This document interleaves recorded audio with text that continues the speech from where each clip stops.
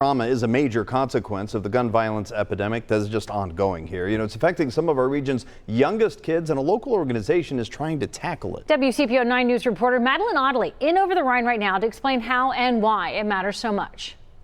Wesley Chapel Mission Center sits right across the street from Grant Park. It's an area that's seen its fair share of gun violence, and it's forced staff here to reflect on what they're doing to counteract those consequences. We heard the first gunshot, but we thought it was a firecracker. Giovanni Crawford was at Grant Park, and he wasn't alone. We followed our protocol, and our protocol was, blow the whistle, protect the kids, get the kids on the ground. He was helping watch a few dozen of them playing in the park. I was about to, instruct the kids to get back up.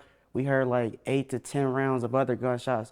Kids out there screaming. This was a few weeks ago, and something all too common for some of the kids in the Wesley Chapel Mission Center after-school program. Many live less than a mile away. Shootings are something they've had to grow up with. They were terrified, and it was difficult because you really didn't have an answer for them in that space.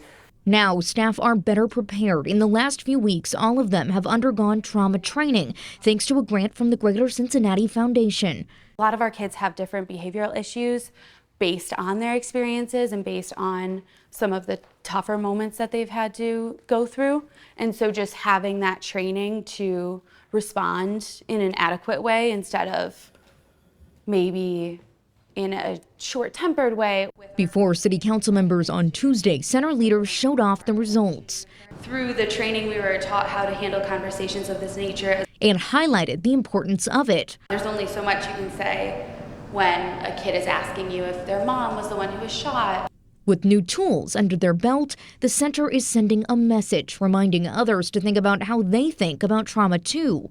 I would say the most important thing, I think, is compassion. I think when we judge people based on things that they are not in control of, I think we lose a lot of ability to help. Even if it's not happening in your neighborhood and your family, it's still children who's being impacted and affected from these situations. In over the Rhine, Madeline Audley, WCPO 9 News.